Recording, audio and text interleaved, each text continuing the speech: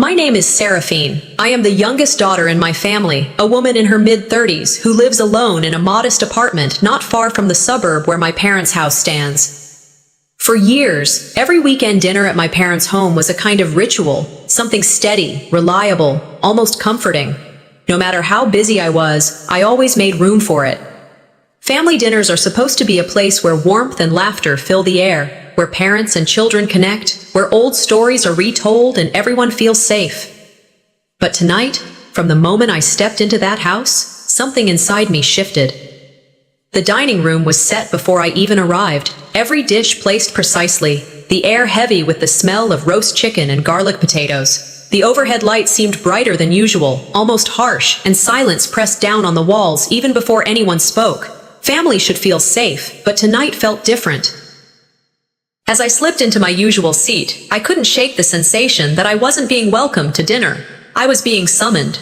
My parents have always been attentive, but in the past months, their attention had taken on a different edge. They insisted on cooking every meal for me, even bringing containers of food to my apartment during the week. At first, I brushed it off as parental love, the kind of doting that never fades no matter how old your children become. But somewhere along the way, it stopped being comforting and started to feel like surveillance. I hadn't touched my stove in weeks, not because I didn't want to, but because every time I tried, my mother's voice echoed, "Don't bother, sweetie. We already made something for you." I used to enjoy cooking, experimenting with herbs, flipping through old cookbooks, preparing simple but satisfying meals after long workdays. It was part of how I cared for myself. Now, the sight of my unused pans sitting untouched on the counter made me uneasy. Trust is built in drops and lost in buckets, I once read in a book by Stephen Covey, and lately, those words stayed with me more than I cared to admit. Was this devotion, or was it control dressed as kindness? At the table, my mother Valora slid the plate closer, her voice honeyed. "Eat, sweetie, we worked hard on this." She pressed the fork into my hand before I could answer. My father Aramis leaned back in his chair, watching me, his eyes fixed on every movement. It wasn't the kind of watchful eye filled with concern. It was sharp, calculating, as if waiting for me to slip. I stabbed a piece of potato and chewed, the sound of my fork clinking against the porcelain echoing louder than usual. The clock on the wall ticked, every second stretching, making the silence almost unbearable. There was no casual chatter, no laughter about neighbors or weather, no joking about which sports team disappointed us again. It felt less like dinner and more like an examination. I thought of people I knew who told me stories about controlling parents, about how they dressed it up as care. I used to think that was an exaggeration. Now, I wasn't so sure. Valora leaned in, smiling just a little too wide. "You're not eating enough. You're getting too thin," she said, sliding another piece of chicken onto my plate before I could protest. My father nodded but didn't speak, his gaze steady. I tried to swallow, but every bite felt like a test. The weight of their eyes bore into me. Each time I hesitated, they glanced at one another, unspoken words passing silently across the table. It was as if the walls themselves were closing in. My mother tilted her head. "Why aren't you finishing your food? Are you hiding something from us?" Her tone was sweet, but underneath it, I heard steel. I forced a laugh.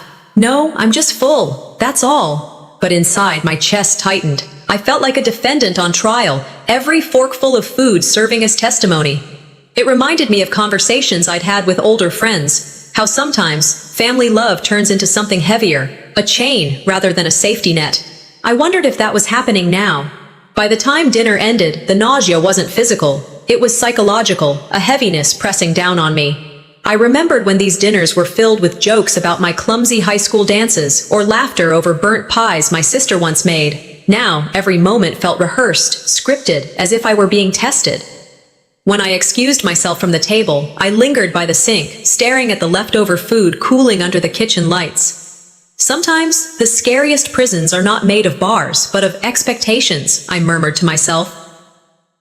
And this house, the one that had raised me, felt like a cage disguised as comfort. I resolved then to observe more carefully, to stop taking everything at face value. As I pushed my plate away that night, I knew something had shifted. Something in this house wasn't right anymore. I stayed behind after dinner, gathering the plates as my parents lingered in their chairs. They weren't talking, just watching me move around the table. The weight of their stares made the back of my neck tense. I stacked the dishes carefully, pretending not to notice how Aramis followed me with his eyes, how Valora's smile didn't quite reach her cheeks. The silence wasn't casual. It was measured, as though they were waiting for some reaction from me. I carried the plates into the kitchen, rinsing them under the tap, the steam rising with the faint scent of lemon soap. I poured myself a glass of water, hoping to wash away the heaviness of the meal. But as I swallowed, the aftertaste clung to my tongue. It was faint, but it was there. A bitterness that didn't belong in chicken and potatoes. It made me pause. I stood in front of the sink, glass in hand, and thought, trust is fragile. Once cracked, it can never return the same. I remember dinners years ago, when the noise of my family filled the house. We used to argue about movies, laugh about clumsy stories, tease each other until my father shook his head with a grin. Tonight felt like the opposite. The walls echoed not with laughter, but with a silence so thick it made me restless. I sat back down at the table. My fork touched the last piece of chicken on my plate. I chewed slowly, and that bitterness bloomed again, chalky, sharp, coating my mouth. I shifted in my seat. My vision felt heavier for a moment, a subtle dizziness that I brushed away by adjusting my posture. If something feels wrong in your gut, don't ignore it, someone had once told me. Those words rang in my ears as I looked down at the plate. I glanced up, just to see their eyes. Valora was already watching, her lips pressed into a faint line of anticipation. Aramis leaned forward ever so slightly. When I set my fork down, they looked at each other, a silent exchange. Is it too much? My mother asked gently, tilting her head like a nurse coaxing a patient. No, I said quickly, my throat dry. Just slowing down. Good, my father replied simply, his tone flat, almost satisfied.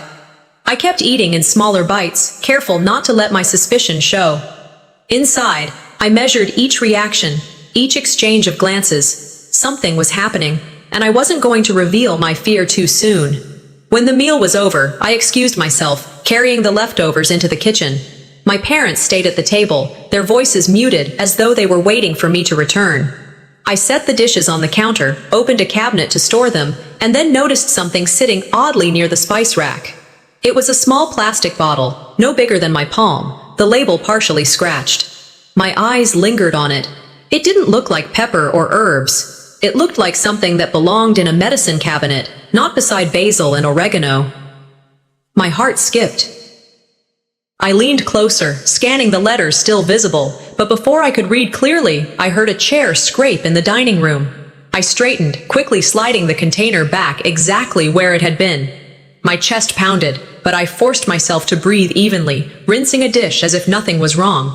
Why would that be there? I thought. Why in the world would pills be kept next to spices? I wiped my hands on the towel, carried the leftovers to the refrigerator, and walked back to the dining room. Everything okay? Valora asked, her smile soft, almost too deliberate. Yes, I replied evenly. Everything's fine. We sat for a moment, the air still tight. I decided to test the waters, to see how they would respond. Mom, what kind of seasoning did you use tonight? It had a different taste. Her expression didn't change. If anything, her smile widened. Don't worry, honey. We just want you to rest more. You've been working too hard lately. The seasoning is nothing special, Aramis added, nodding. Your mother's right. You've been pushing yourself. You need to let us take care of you. The words rolled off their tongues like honey, but they coated me like ice. We just want you to rest. It wasn't reassurance. It was a line rehearsed, polished, waiting for the right moment. I managed a smile in return, though my insides churned. Sometimes kindness is just control in disguise, I reminded myself. The meal wound down, and I kept my face neutral. My parents cleared the table as though nothing was amiss, but I already knew my behavior would be carefully noted. They thrived on silent checks, on observing whether I complied, whether I resisted. Tonight, I complied outwardly. But inwardly, I made a choice. From now on, I wouldn't eat every bite. I would appear to, yes, smile, nod, thank them. But quietly, discreetly, I would pour food into a bag when I could, discard it later. I would not give them my full trust again, not with something as simple as dinner. On the drive home, the streetlights flickered through my windshield. My mind turned over every detail, the strange taste, the pill bottle near the spices, the soft but chilling excuse. By the time I reached my apartment, I had made a silent vow. I would observe, I would wait, I wouldn't confront, not yet. For the first time, I wasn't sure if the people feeding me wanted me well or wanted me weak. I lay in bed that night, staring at the faint cracks in the ceiling of my childhood room. The air was thick and unmoving, the kind of stillness that presses on your chest. The old house creaked with familiar sounds, the pipes shifting, the wooden beams expanding with the cool night air. But tonight, every noise made me more alert. The ticking clock on the dresser seemed louder than it ever had when I was a teenager lying here with harmless worries. Now, each second reminded me of the unease I carried since dinner. My gut kept whispering to me, "Listen, don't dismiss it. People say in this country, trust your gut, it doesn't lie." And I was listening more than I ever had before. I turned from one side to the other, sheets twisting around my legs. My mind argued with itself. Maybe I'm exaggerating. Maybe it's just overprotection. Then another thought. Or maybe it's worse than I'm willing to admit. My chest tightened with each back and forth. I tried to close my eyes, but they wouldn't stay shut. Something in me kept saying, "Stay awake. Observe. Don't confront yet." I finally got up, needing water to calm my throat. The hallway was dark, except for a faint glow from the kitchen. I padded quietly, the wood floor cold against my bare feet. Just as I reached the end of the hall, I stopped. Voices. I pressed myself lightly against the wall, listening. Valora's voice, so soft I almost missed it, slipped out. "She's getting weaker. You noticed how she moved slower tonight?" Aramis responded, his tone low and steady. "Yes. Once she signs the papers, everything will be secure." The words punched into me. It wasn't about my health. It wasn't about concern. It was about control, about securing something I hadn't agreed to give. I held my breath, my hand frozen around the glass I'd brought with me. My mind raced with their phrases. Getting weaker. Once she signs. I felt colder than I ever had in that house. Hearing your own parents plot against you feels colder than any stranger's betrayal, I thought. My knees trembled, but I pressed myself harder against the wall, praying the floor wouldn't betray me with a squeak. Valora whispered again, urgency in her tone. "Don't push her too hard. We can't let her suspect." Aramis muttered, "She won't suspect. She trusts us." I wanted to scream, to walk in and demand answers, but my instincts told me no, not now. I backed away, step by silent step, and returned to my room. My heart pounded so violently that I could hear it in my ears. When I closed the door behind me, my legs almost gave way. Sitting on the edge of the bed, I tried to catch my breath. Betrayal has a sharp edge, but when it's your parents, the blade cuts deeper. With friends, if they betray you, you can walk away. With parents, where do you go? The very foundation I was raised on now felt like quicksand. I thought back to all the years of trust I had given them without hesitation. Trust that now seemed like a weapon being turned against me. My body shook, but I forced myself to whisper aloud, "Don't let them see fear. Build your defense." Quietly. I laid down, but sleep didn't come easily. When it did, it was no comfort. In the dream, I was back at the dinner table. The food lay before me, untouched, but my arms were bound to the chair. Valora stood beside me, spoon in her hand, smiling gently as if coaxing a child. Aramis pressed down on my shoulder, his grip firm, unyielding. Their whispers came first, just like in the kitchen. But in the dream they grew louder, clearer, echoing like commands. "Sign it, or you'll regret it," they chanted, their voices overlapping. The room darkened, the table stretched endlessly, and I struggled against the ropes. My throat tightened as the spoon came closer, the smell of bitter powder filling my nose. I gasped awake, drenched in sweat, my sheets damp against my skin. My chest heaved as I sat up, clutching the blanket as if it could shield me. The dream wasn't random. It was my mind absorbing what I had overheard. It was my subconscious showing me the truth in a way I could no longer ignore. Fear coursed through me, but right behind it came anger. That anger, like a coal in my chest, kept me awake the rest of the night. If they thought I was weak, they were wrong. If they thought I would stay silent forever, they underestimated me. As the first light of morning crept through the blinds, I sat by the window, a mug of coffee cradled in my hands. The steam fogged my glasses as I whispered to myself, I will not let them turn me into their victim. I remembered an old saying, fool me once, shame on you. Fool me twice, shame on me. That morning, I vowed the next move would not be theirs. It would be mine. I woke the next morning with the nightmare still clinging to me like a damp shadow. My body was stiff from a restless night, and the bitter taste of unease lingered stronger than any coffee I could brew. I sat at my kitchen counter with the mug steaming between my palms, staring at the swirling dark liquid as if it could give me answers. My parents' whispers echoed in my head. She's getting weaker. Once she signs, everything will be secure. Trust, but verify, I muttered under my breath, recalling the old Reagan quote. That had been my father's favorite phrase whenever he justified checking on my homework as a girl, or digging through my brother's glove compartment after curfew. How ironic that those words came back to me now, except this time I would apply them against him. If they thought I would remain a passive bystander while my future was rewritten behind closed doors, they didn't know me. I wasn't going to confront them with empty words. I wanted proof, hard evidence that would stand taller than their excuses. And the first place to start was money. I opened my laptop and logged into my bank account, my fingers trembling slightly as the page loaded. The screen blinked into focus, rows of transactions scrolling in neat lines. At first, nothing screamed trouble. But as I scanned closer, I noticed small withdrawals. $30 here, $50 there, $100 siphoned off with the note family expense. Family expense? I had never authorized that. The more I looked, the clearer it became. These weren't random slips. They formed a pattern. Small enough to escape immediate suspicion, but consistent enough to drain over time. My stomach knotted. Seeing money vanish without my consent felt like watching my future slip through my hands in real time. I whispered to myself, so this is it, not just dinner. Not just whispers.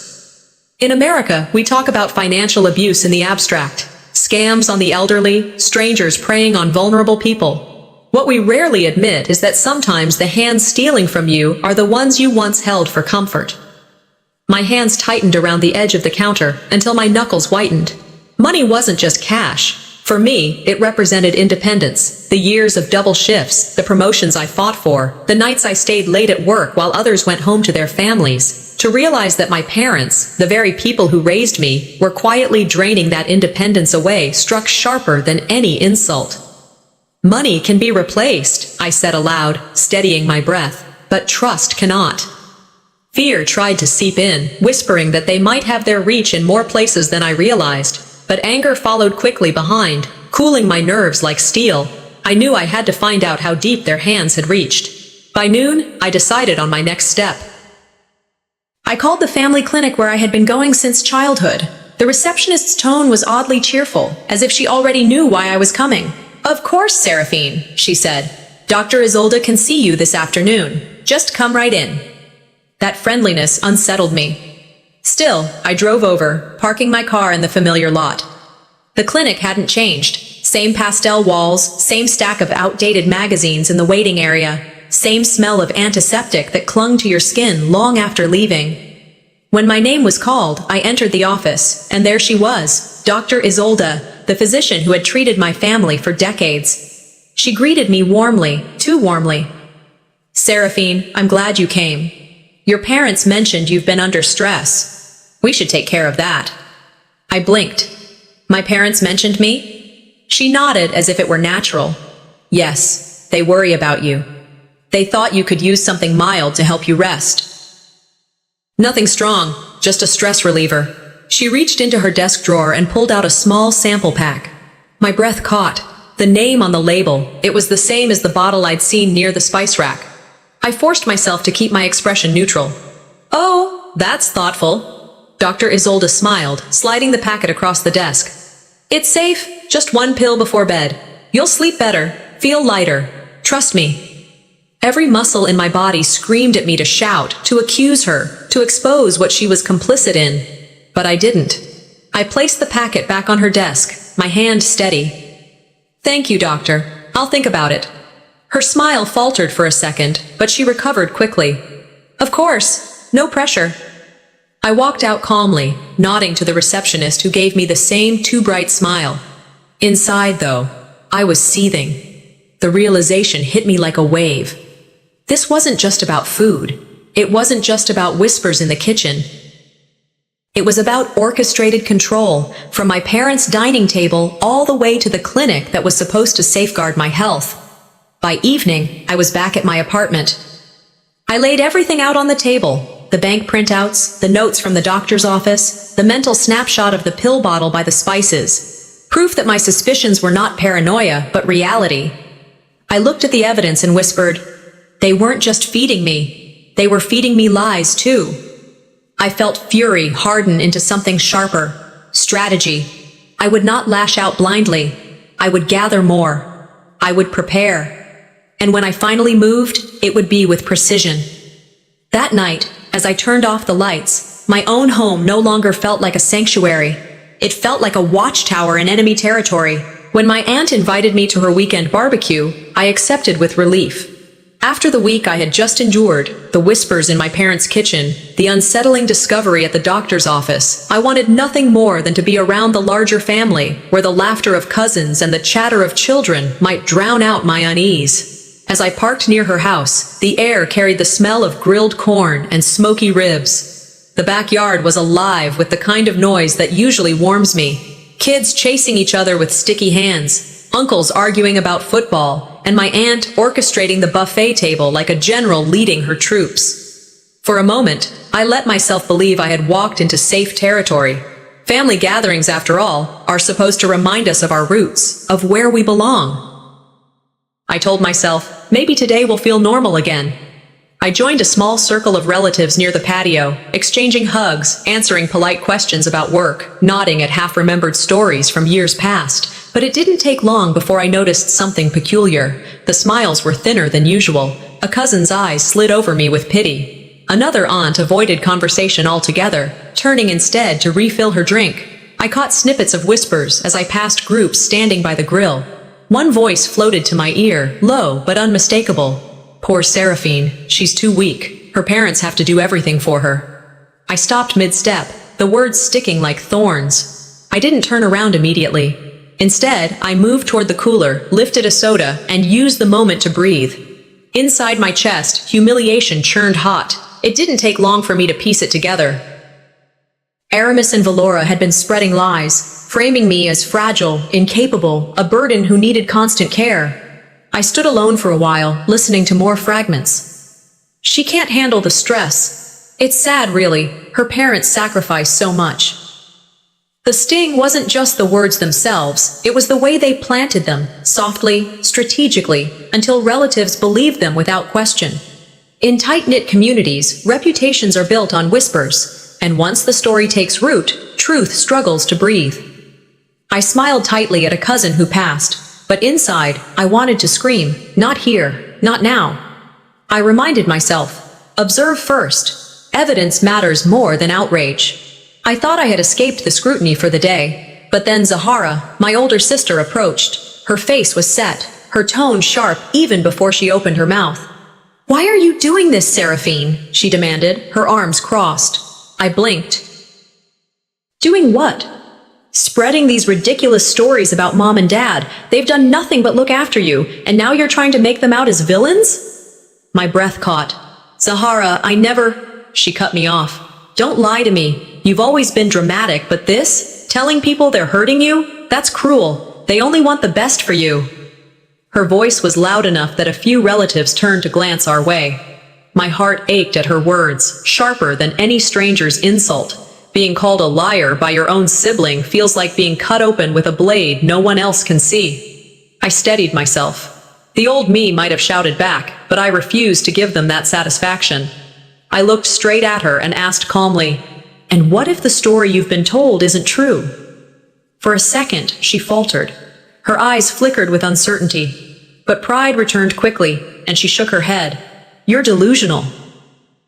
You need to stop before you embarrass yourself further." She stormed off, leaving me standing in the middle of the yard with several relatives pretending not to stare. After that, conversations around me thinned. People drifted away. When I sat on the edge of the porch, no one joined me. I watched the children playing tag, listened to the hum of chatter that deliberately excluded me, and felt the familiar squeeze of isolation. Family is supposed to be your safe place, I whispered under my breath. If it isn't, it becomes your cage. The humiliation burned, but beneath it, something else stirred. I realized silence could be sharper than any outburst. Let them think they'd cornered me. Let them believe I was too weak to defend myself. Their arrogance would blind them. As dusk settled and the party wound down, I slipped out quietly, hugging no one, thanking no one. The drive home was filled with headlights and the low hum of the radio, but my thoughts were louder. Yes, I was angry. Yes, I felt betrayed. But anger, when directed, can be powerful fuel. They want me isolated, I said to the dark interior of my car. But I will not give them that power. By the time I pulled into my driveway, I had decided they could wage war with whispers, but I would answer with proof. The morning after the family gathering, I sat at my kitchen table, coffee cooling in front of me, papers scattered across the surface. Bank printouts, notes scribbled in my own handwriting, small reminders that the suspicions in my heart were no longer shadows, but forming into shapes I could not deny. The apartment was quiet, too quiet, and I found myself whispering aloud. Sometimes quiet screams louder than words.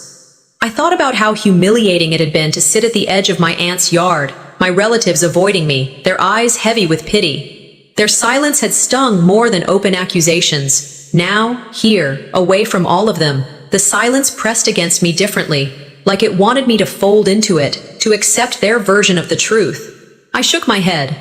Exhaustion weighed on me, yes, but beneath it, I felt a thread of determination weaving tighter. I stood, poured the rest of my cold coffee down the sink, and decided to step outside for some air. The mail had piled up over the past few days. Maybe the small act of retrieving it would ground me. As I opened my mailbox, I noticed Narissa, my elderly neighbor, shuffling toward hers. She had lived in the building for decades, the kind of woman who remembered everyone's birthdays, who kept her blinds open just enough to wave when you came home. She looked at me with unusual seriousness. "Seraphine," she said softly, glancing around before lowering her voice. "I overheard something. Your parents were in the lobby the other day, talking when they thought no one else was around." I froze, letters clutched in my hand. "What did you hear?" Her wrinkled fingers gripped the side of the metal box as if steadying herself. "They mentioned your money. Said something about moving it before she notices. Dear, you need to be careful." The world tilted slightly, as if her words had knocked me off balance. I swallowed hard. "You're certain that's what they said?" She nodded firmly. "I may be old, but my ears still work. I know what I heard." A chill ran straight down my spine.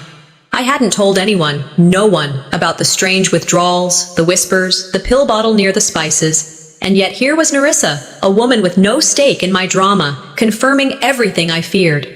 "Thank you," I whispered, my voice steadier than I felt. "Truly. Thank you." She touched my arm briefly. "We all think family means safety, but I've lived long enough to know that sometimes it's the people closest to you who hold the knife. Protect yourself." I carried her words with me as I returned to my apartment. Once inside, I set the letters down and sat on the couch, staring at the wall. Her voice echoed, not as gossip, but as truth told by someone who had nothing to gain. Seeing betrayal through an outsider's eyes cut even sharper. It made it real in a way that my suspicions alone could not. There's a saying Americans use: if 3 people tell you you're drunk, sit down. I hadn't wanted to accept it, but now, with Narissa's warning, I realized denial was no longer an option.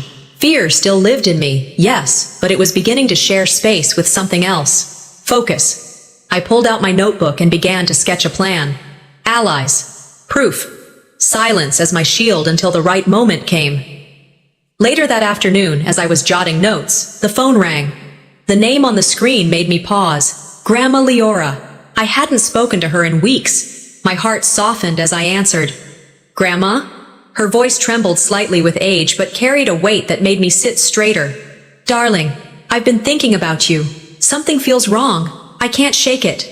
I closed my eyes, pressing the phone tighter to my ear. Grandma, it's complicated. She didn't let me dodge. I know your parents. I've seen them weave stories before. Don't you dare let them write yours. You hear me? Tears pricked at my eyes, not from weakness, but from relief. I hear you. You're not alone, Seraphine, she continued. Blood doesn't always mean loyalty. Family isn't who shares your blood. It's who stands beside you when the knives are out, and I will stand beside you. I bit my lip, a shaky laugh breaking through. I needed to hear that. Her voice softened. I know, and I'll keep saying it until you believe it. Stay strong. Stay smart. When the call ended, I sat there for a long while, the echo of her words warming the cold corners of my mind. I wasn't foolish enough to think everything was fixed, but the loneliness that had weighed on me for weeks was beginning to lift. That night, I pulled out a journal and began writing everything. The withdrawals, the whispers, the doctor's pills, Nerissa's warning, my grandmother's call. Page after page, I laid out the evidence, each word another stone building the wall of truth I would soon reveal. As I closed the journal, I whispered into the stillness. I wasn't imagining it. And I'm not fighting alone anymore. After my grandmother's call, I sat in the quiet of my apartment and laid everything out on the dining table. The room looked less like a home and more like a war room. Papers stacked in uneven piles, bank statements highlighted, scribbled notes spread out like evidence in a courtroom. I traced the lines of numbers with my finger, forcing myself to look at the reality I wanted so badly to dismiss. My parents were not protecting me. They were circling me, waiting for the moment I would stumble so they could secure everything I had worked for. The apartment was so quiet, I could hear the hum of the refrigerator. I took a deep breath, steadying myself. Fear had been my constant companion these past weeks, but now something else had settled in its place, resolve. An American saying came to me, "Don't get mad, get even." I wasn't going to shout, I wasn't going to argue. I would make myself untouchable. If they wanted me weak, I whispered to the still air, I will make myself untouchable. The next morning I drove downtown to meet Alara, a lawyer recommended by an old colleague. The office was discreet, tucked between a bookstore and a coffee shop, nothing flashy, but when I walked in, I felt a steadiness in the air. Ilara, a woman in her 50s with sharp eyes softened by empathy, shook my hand firmly and guided me into her office. "Tell me everything," she said, her tone calm but commanding. I laid out the details, the unexplained withdrawals, the whispers, the pill bottle, the doctor who offered me medication without reason. She listened, pen moving across her notepad, occasionally looking up to meet my eyes with quiet intensity. When I finished, she leaned back in her chair. "You're right to be cautious.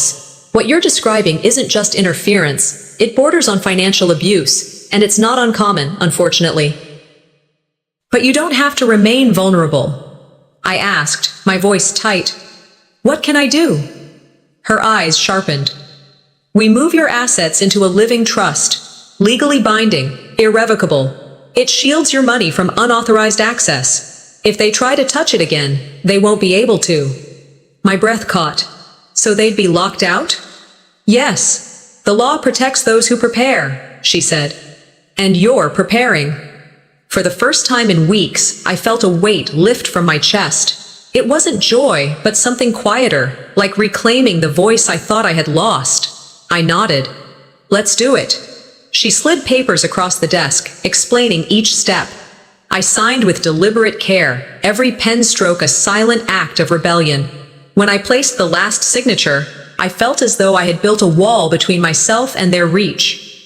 Walking back to my car, I carried a new kind of silence inside me. Not fear, but calm precision. Many people set up trusts to protect from strangers or future uncertainty. I was doing it to protect myself from my own parents. That thought was bitter, but it was also liberating. That evening, back at my apartment, I opened my laptop again. Something inside me urged me to dig deeper. If they had stolen once, what stopped them from creating hidden paths? I logged into secondary accounts, searched through linked files, and then I found it. A shadow account. It bore my name, but I had never opened it. The withdrawals I had noticed earlier aligned perfectly with deposits and transfers moving into this other account, One I had no knowledge of, but one my parents clearly controlled. For a moment, I froze, staring at the screen, my breath shallow. The shock hit me like cold water. They hadn't just taken, they had planned, set up structures to drain me without my consent. My hands clenched into fists on the desk. They thought I wouldn't notice, I said aloud. They thought wrong. Anger surged, but it wasn't wild anymore.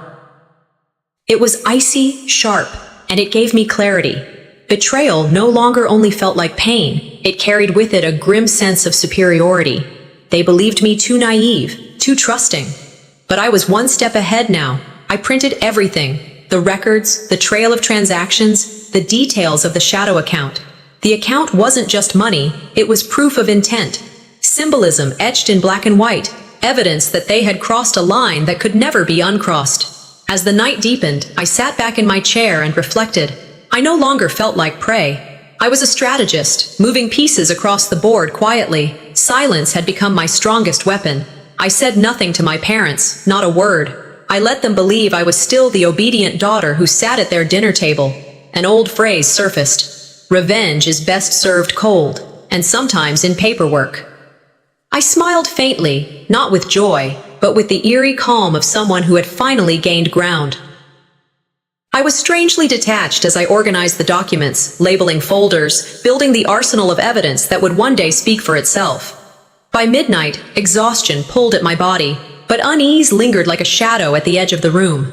I lay in bed, staring at the ceiling, every creak of the apartment magnified. My mind whispered questions. If they had one hidden account, how many more could exist? If they had orchestrated this much, what else had they set in motion?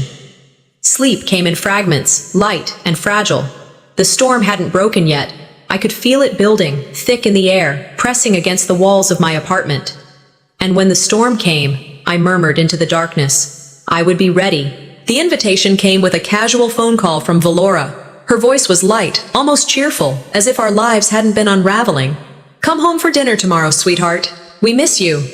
Every part of me knew it was a performance, but I agreed. Sometimes the best way to learn your opponent's moves is to let them think they still control the game. The next evening, I walked into the house I knew so well. The smell of roast beef and baked rolls filled the air, the same dishes they used to make when I was younger. At first glance, everything looked ordinary, the dining table perfectly set, soft music playing in the background. But when I looked at my parents' faces, their smiles were too wide, their voices pitched too sweetly.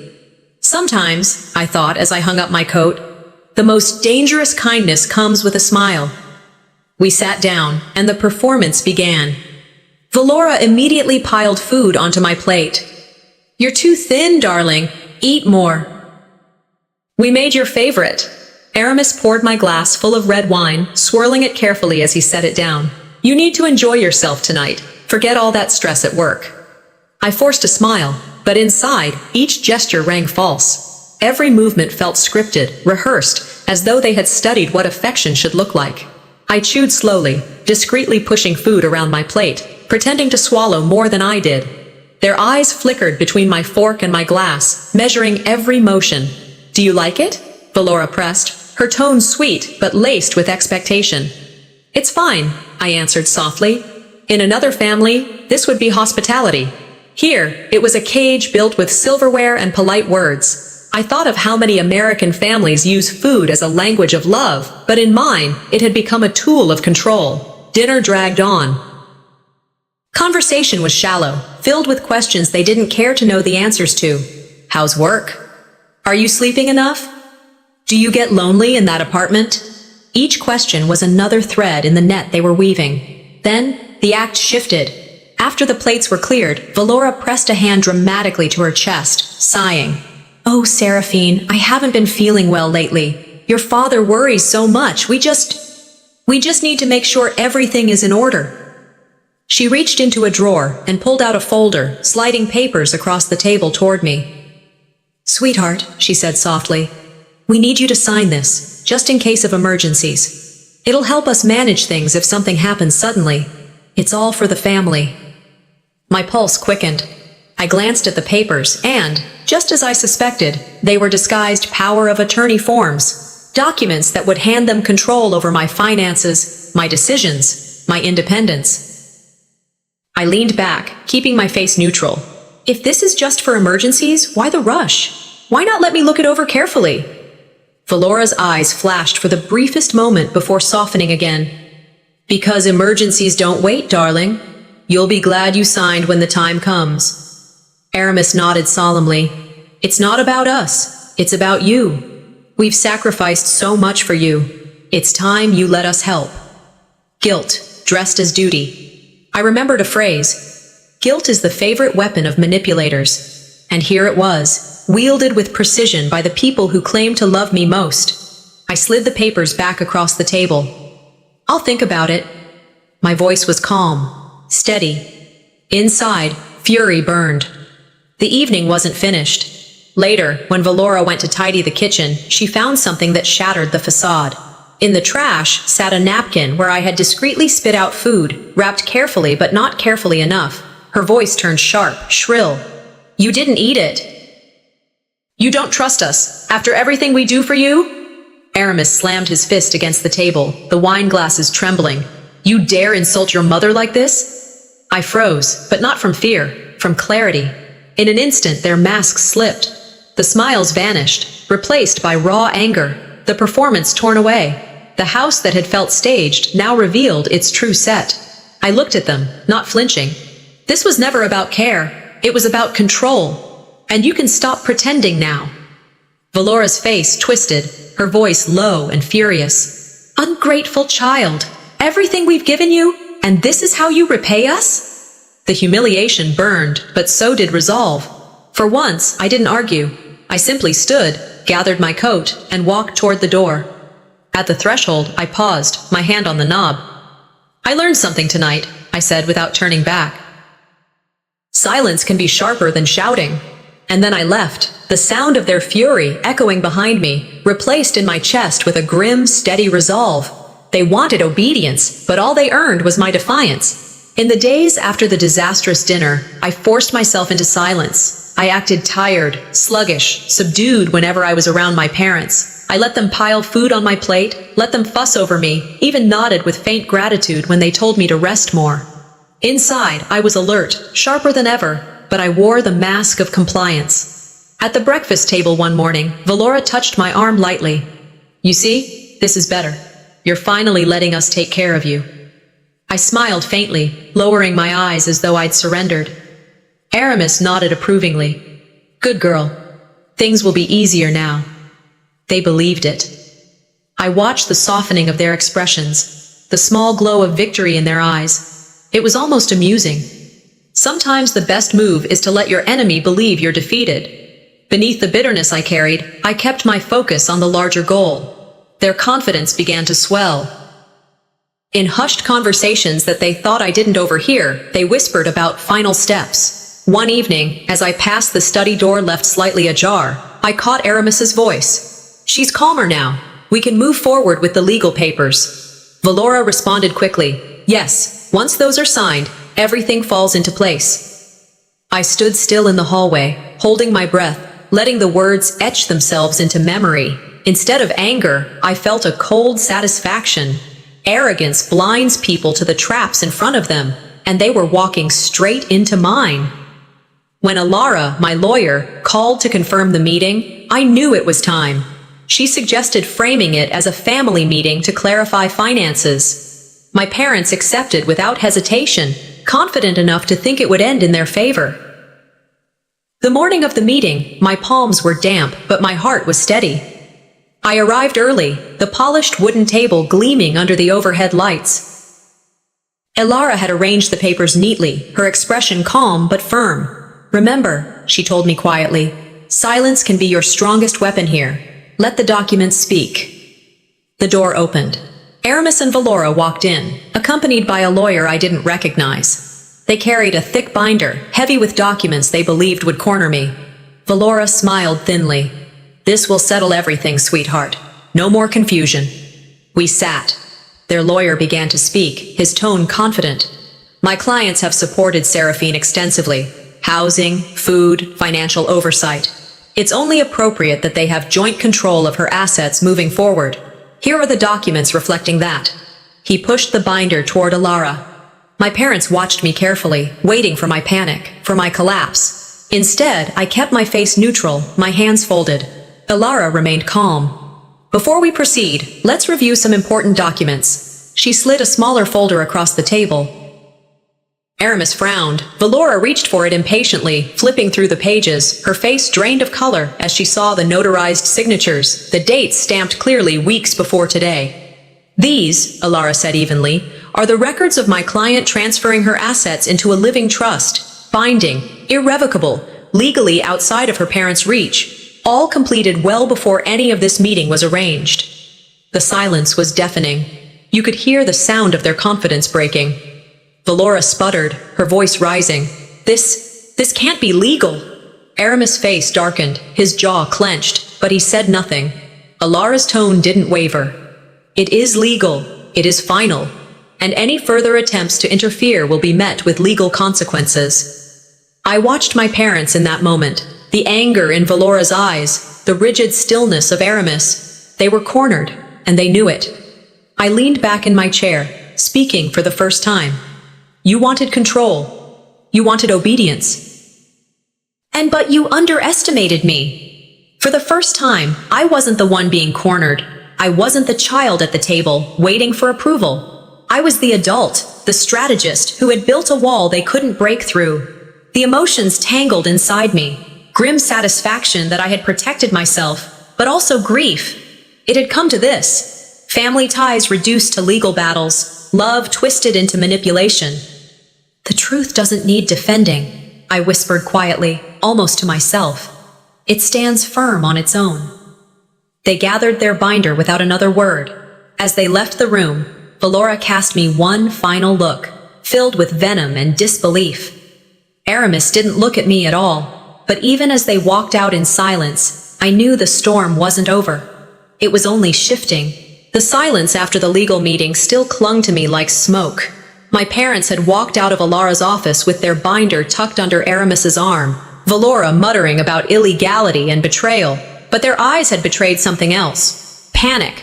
For once, they hadn't had the upper hand, and for the first time in years, I had walked away with proof, not fear.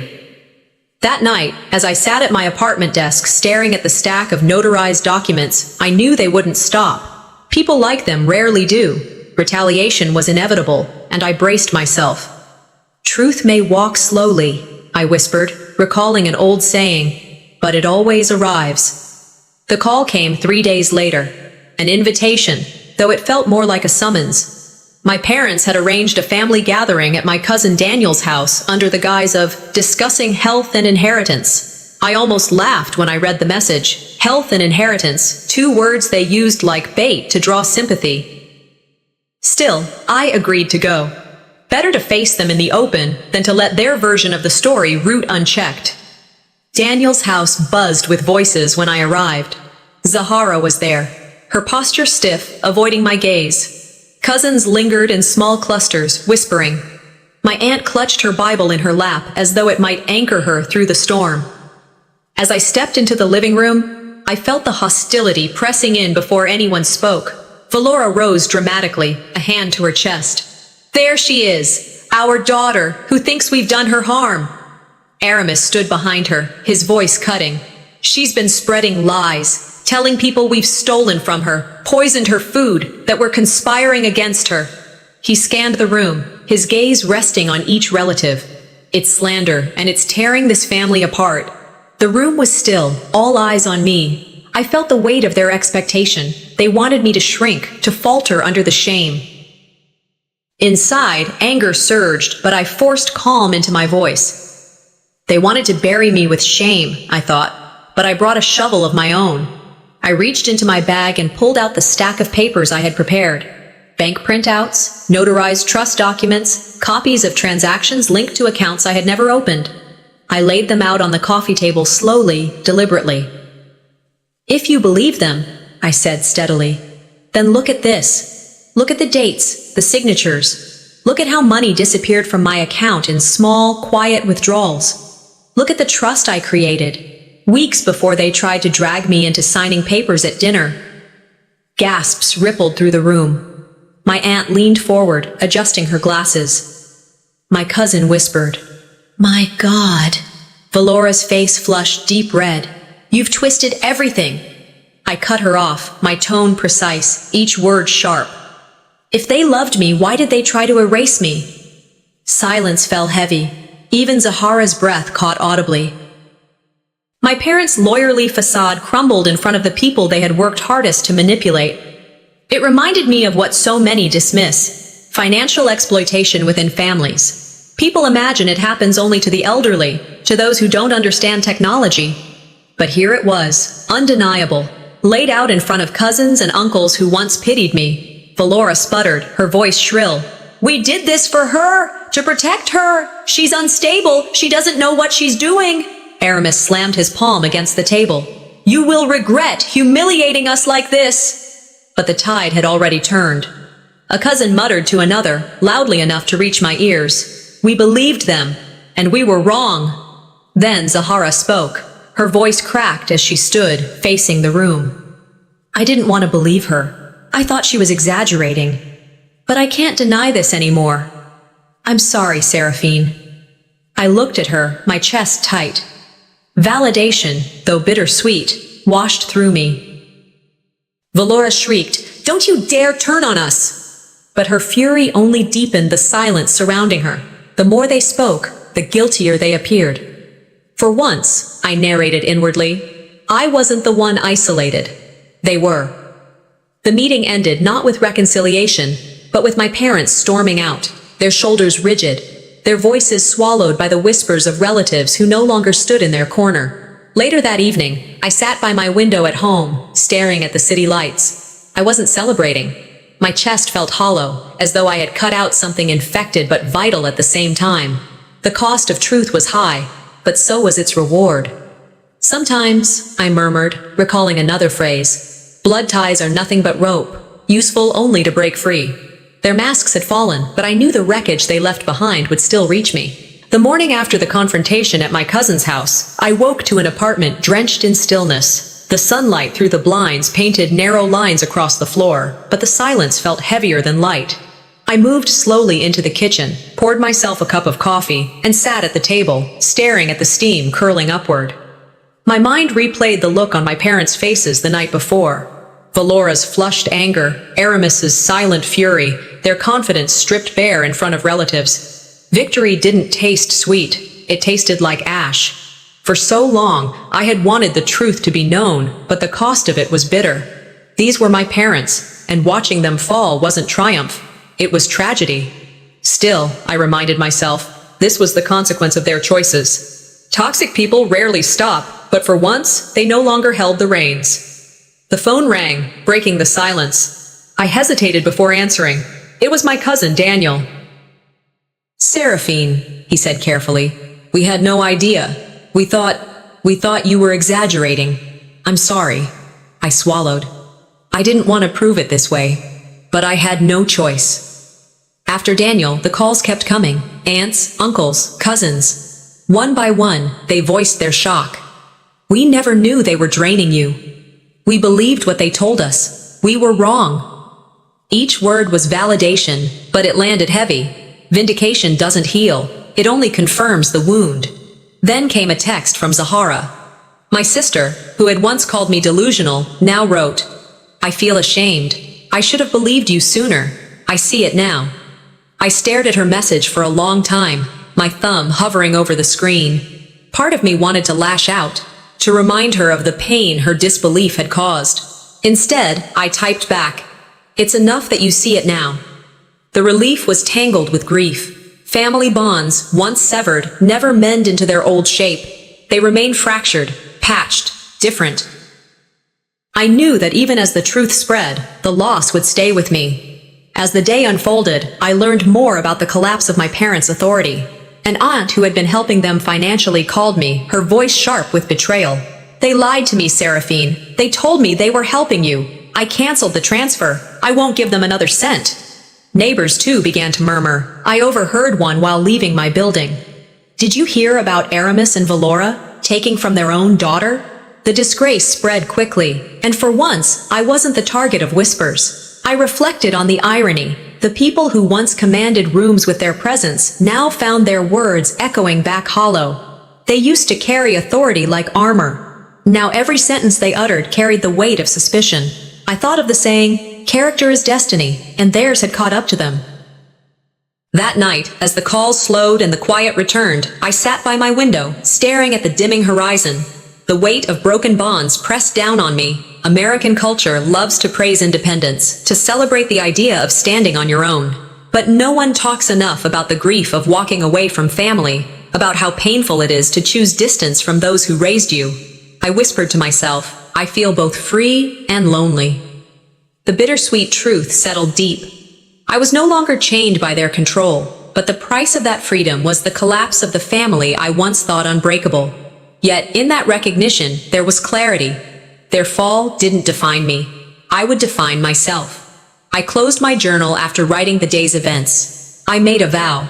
I would protect my life, rebuild relationships that mattered, and leave behind the ones that had poisoned me. Sometimes the only way to heal, I wrote, is to stop returning to the place that broke you. But even broken bonds leave shadows, and mine returned the very next night. The day after the family meeting at Daniel's house, I woke to a peculiar kind of calm. It wasn't joy, not relief either. More like the quiet after a long, violent storm. My apartment seemed almost too still, as if it too was holding its breath. I made my coffee, sat at the window with the cup warming my hands, and stared at the streets below. People were walking their dogs, cars passed with radios humming, life moved as if nothing monumental had happened the night before. But inside, I knew my life had shifted permanently. The truth was out. My parents' masks had fallen in front of the family. Their grip on me was broken, and for the first time in years, I wasn't carrying their weight on my shoulders. Independence felt liberating, yet it carried its own loneliness. Family, after all, is supposed to be permanent. Breaking from it leaves a hollow space that no victory can quite fill. I reminded myself of something I had once read. Peace is not the absence of conflict, but the presence of justice. That line echoed in my mind as I sipped my coffee, steadying myself. Justice had arrived, but peace was still settling in. I braced myself for what might come next, because people like my parents don't just retreat, they regroup. That evening, as the light faded and shadows stretched across my apartment walls, there was a frantic knock at the door. Not the polite kind, not the kind that waits. It was urgent, desperate. My chest tightened. I stood slowly, placed my mug on the counter, and walked to the door. When I opened it, I froze. There they were, Aramis and Valora, both on their knees on the welcome mat, their faces streaked with tears, their clothes wrinkled as if they had rushed without care. Never in my life had I seen them like this, reduced, begging, stripped of the power they had wielded so confidently. Valora's voice cracked through sobs. "We lost everything. The family turned against us. Please, Seraphine, please help us." Aramis didn't cry, but his eyes were red, his voice low. "We're ruined. You're our daughter. You can't abandon us now." Shock rippled through me. For a heartbeat, pity flared. Memories of childhood, of birthdays and moments when I thought love was genuine. But just as quickly, anger surged. These were the people who had tried to poison me, control me, strip me of everything. Now they knelt, not from love, but from desperation. I didn't answer immediately. I let the silence stretch, watching them, the reversal of power clear in every inch of the scene. Once, I had been the one forced to bend. Now they knelt before me. Before I could speak, my phone rang. I stepped back, leaving them outside, and answered. "Darling," my grandmother Leora's voice came through, strong despite her years. "I know they're there. Listen to me. You don't owe them forgiveness. You owe yourself peace." I closed my eyes, tears pressing against the corners. "But Grandma, they're my parents." "And I am your grandmother," she said firmly. "I've watched them twist stories for years. Don't let them twist you. Family is not who shares your blood. It's who stands beside you when the knives are out. And I stand with you." Her words steadied me like an anchor in rough seas. Closure wasn't about giving them another chance. It was about reclaiming myself. I ended the call and stepped back outside. They looked up at me, faces pleading, eyes wide with fear. I took a slow breath. You tried to poison me. You tried to erase me. You tried to control me. And now you kneel here asking for mercy. My voice didn't waver. There will be no reconciliation, no second chances. I will never let you control me again. Valora sobbed harder, reaching for my hand. I pulled it back. Aramis whispered hoarsely, "You'll regret this." I met his eyes evenly. "The only thing I regret is trusting you." With that, I turned, stepped inside, and closed the door. The sound of it shutting echoed like a final verdict. That door wasn't just wood and hinges. It was the boundary of my life, the closing of a chapter they no longer had the power to write. Inside, I sat back at my desk, breathing deeply. For the first time in years, I felt light, not empty, free, stronger than I had ever been. I thought of a line I once read. The strongest people are not those who never fall, but those who rise every time they're pushed down. I wasn't just surviving anymore. I was living, fully, on my own terms. And when they knelt, it wasn't me who broke. It was them.